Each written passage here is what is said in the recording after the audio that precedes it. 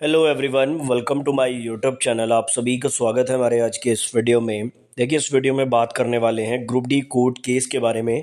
आप में से काफ़ी सारे लोगों को मालूम होगा, आज यानी कि 28 तारीख को कोर्ट में जो है हियरिंग होनी थी, वो हियरिंग हो चुकी है। और उस हियरिंग में क्या कुछ सामने आया है वो हम इस वीडियो में डिस्कस करने वाले हैं। तो इस वीडियो में आप लोग अंत तक बने रहिए अगर आप लोगों ने ग्रुप डी का फॉर्म भरा है, और ऐसी अपडेट्स पाने के लिए हमारे चैनल को सब्सक्राइब भी कर लीजिए।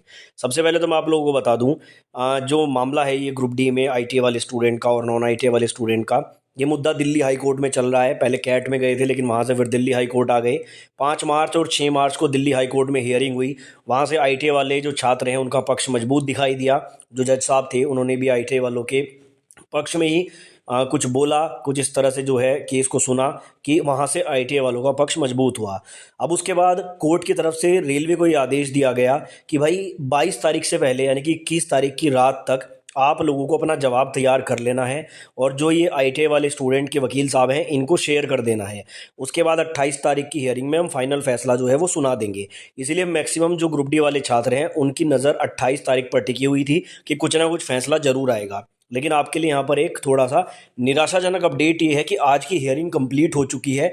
और आज की हियरिंग का सबसे बड़ा अपडेट तो ये है कि आज जो है फाइनल ऑर्डर नहीं आया है, यानी कि कोई भी फैसला कोर्ट की तरफ से नहीं आया है, जबकि अगली तारीख 26 मई की दे दी गई है।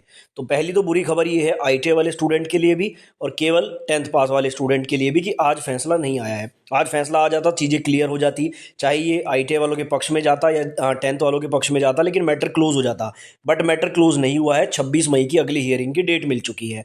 अब कारण क्या है, ये हियरिंग की डेट बढ़ी क्यों है? जब कोर्ट ने ये बोला था कि भाई 28 तारीख को जो है 28 मार्च को हम इसका फाइनल फैसला ले लेंगे, तो ये तारीख आगे बढ़ी क्यों है? तो इसके पीछे का कारण भी आप लोग समझ लो। पहला कारण तो ये है इसके पीछे का कि जो जज साहब इस केस को पहले सुन रहे थे 5 और 6 मार्च को, जिन जज साहब ने इस केस को सुना था उन्होंने आज इस केस को नहीं सुना। आज किसी दूसरे जज ने इस केस को सुना है। तो ये भी एक थोड़ा सा कहीं ना कहीं मैटर करता है। जब नए आपके जज साहब बैठे हैं तो मुद्दे को समझने में, उसकी गहराई में जाने में उन्हें भी समय लगेगा, इसलिए उन्होंने अगली हियरिंग दी होगी। पहला पॉइंट तो ये।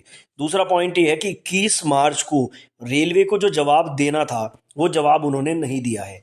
उन्होंने ऐसा कोई भी जवाब नहीं दिया है कि उन्होंने किस कानून के तहत परिवर्तन किया, क्या चीज़ें उन्होंने लगाई है, कौन सा पॉलिसी मैटर यूज़ किया है, तो वो जवाब उन्होंने प्रिपेयर नहीं किया।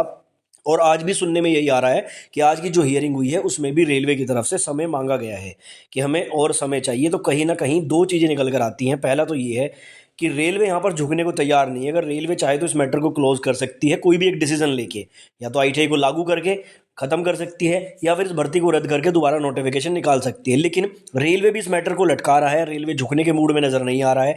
और आज भी शायद उन्होंने यही कहा है कि अभी हमें और समय चाहिए, और इसी के चलते 26 मई की नेक्स्ट हियरिंग डेट जो है वो दी गई है। तो ये कोर्ट केस का बिल्कुल रियल अपडेट मैंने आपको दिया है। बाकी मैं शाम को और वीडियो बनाऊंगा इसी टॉपिक पे, और भी जब जानकारी मिल जाएगी। अभी जितनी जानकारी मिली थी उसके अनुसार यही अपडेट सामने आया है।